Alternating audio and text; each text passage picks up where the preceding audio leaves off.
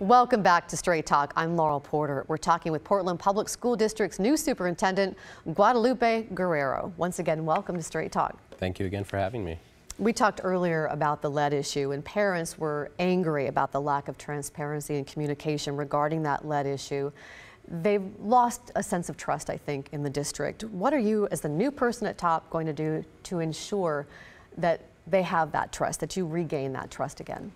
Sure. What I can share is that I'm a leader who believes in transparency and accountability, and every time a challenge like this emerges, that we're upfront about it, that we acknowledge that there's a problem, and that we be very quick in sharing and getting the community's input on some solutions for resolving those, especially when they involve the health and safety of children. That has to be priority number one. And every time one of these challenges emerges and we don't handle it in a careful way and it begins to play out in its own way, in the media in particular, it builds a particular public perception, and it isn't helpful and it isn't positive, and it certainly takes the focus off teaching and learning.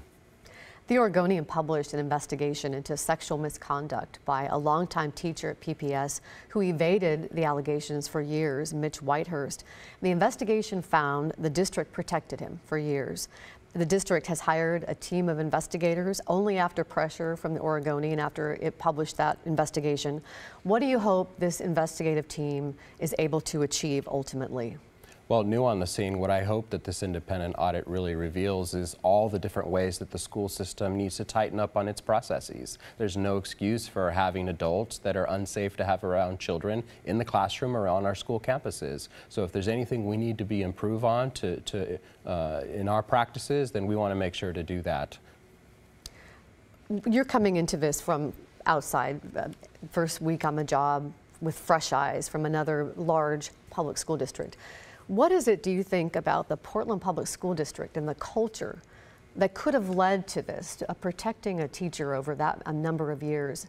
What could lead to that culture, and how do you change it? Well, that's a complicated question. I'm getting to know the organizational culture. That's something that, as part of my entry plan, I need to get to know. But it sounds like there might have been individuals who had some information of concern that everyone should have acted on. And some of that we're still learning about. But if we have information that we know, then we should make sure to ensure our children's safety. As the superintendent, how do you change that culture?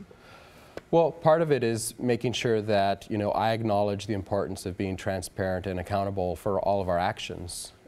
It's important to have well-oiled systems and structures and processes as an organization, as a school system, so any matters never slip through the cracks. There's just not going to be an excuse for that. A lot of teachers were gratified to learn that you have classroom experience. We mentioned your wife is also a teacher. You marked your first day on the job visiting Cesar Chavez K-8 with the president of the Portland Association of Teachers, Suzanne Cohen. How do you think that your experience as a teacher will help you with your relationship with the teachers in this district? Well, number one, I see the superintendent as the key instructional leader. I have the benefit of 25 years in the classroom leading schools, leading sets of schools. So I can really empathize with a lot of those issues that impact on the classroom teaching and learning experience, having been a teacher for a long time. I think it does give me a different level of rapport when you're a leader who has been an educator. So I think we can talk shorthand and we can talk jargon and all of those things, but I can really understand what's being shared a little bit more closely. So you can probably understand where they're coming from in some of their negotiations, because the district and teachers union have been in negotiations for over a year. You're at a stalemate right now over issues like salaries, special education, safety, professional development, workload, allocation of instructional minutes. How are those talks going?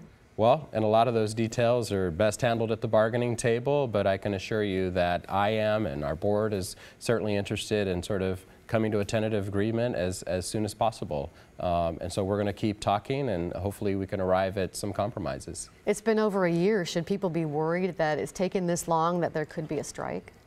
Well, I'm certainly hoping that we don't get to that point. I'm not sure that it's helpful to our students, to our families. No one wants to see that kind of a serious interruption. So I'm starting to get personally involved and immersing myself in some of these issues. And I'm really hoping that we can come forth with a win-win for all of us. How do you think you can better support the teachers of the district?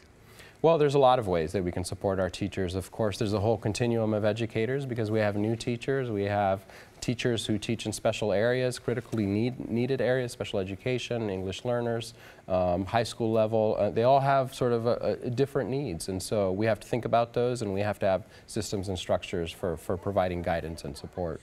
I received one of these flyers in the mail. This is talking about these meetings this week about Harriet Tubman and Roseway Heights Middle School. The district is shifting away from the K-8 model, which they shifted to several years ago, back to the middle school model. Why the shift? Why going back to middle schools? I think there was the realization that with K-8s, and there are pros and cons to the model, that you can't expect a comprehensive middle grades experience because you don't have the economy of scale in a K-8. So reconfiguring schools back to middle school sort of affords us the opportunity to be more equitable in what we offer with the educational programming. So we're certainly inviting public, families and parents to weigh in and give their input, and we're making these community meetings available for them to do that. A lot of parents aren't too happy about some of the boundary changes. I'm sure you're hearing about that.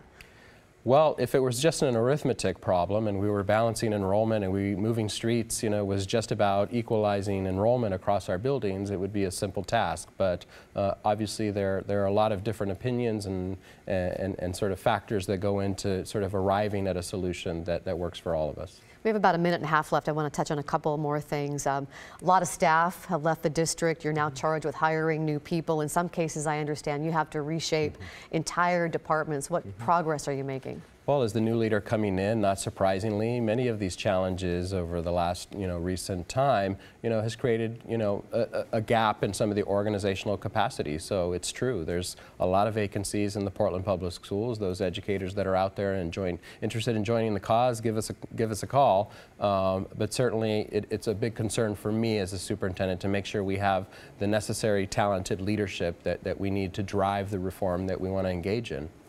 We have about a minute left, but I wanted to ask you kind of a visionary question.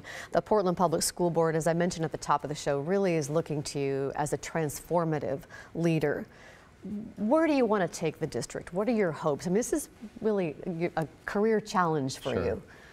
And I see it that way. I think I've learned some things along the way, whether in my graduate study and my practical experience, and just for the record, I didn't finish my doctorate degree. I see this as a grand opportunity, and I saw it as a place that said that it wanted to go about that hard work. It's a complex issue, but as I shared with the board, we have the opportunity to become America's premier school system, and I'd like to lend leadership towards that. Hopefully I'm offering a message of hope and optimism, but I also understand we're all going to need to roll up our sleeves so that we make sure and serve each and every student who enters our school buildings. Well, Superintendent Guadalupe Guerrero, thank you for joining us here on Straight Talk. We wish you the best of luck, and we hope you'll come back on the show in the future. I appreciate the opportunity to share a few words. We always welcome your comments. You can send them to us on Twitter at KGW Straight Talk. Thank you once again to my guest, Guadalupe Guerrero. And thank you for watching. Join us next week when we go in depth with a KGW investigation called Tent City, a look at homelessness in Portland. We'll see you next week for Straight Talk. Thank you.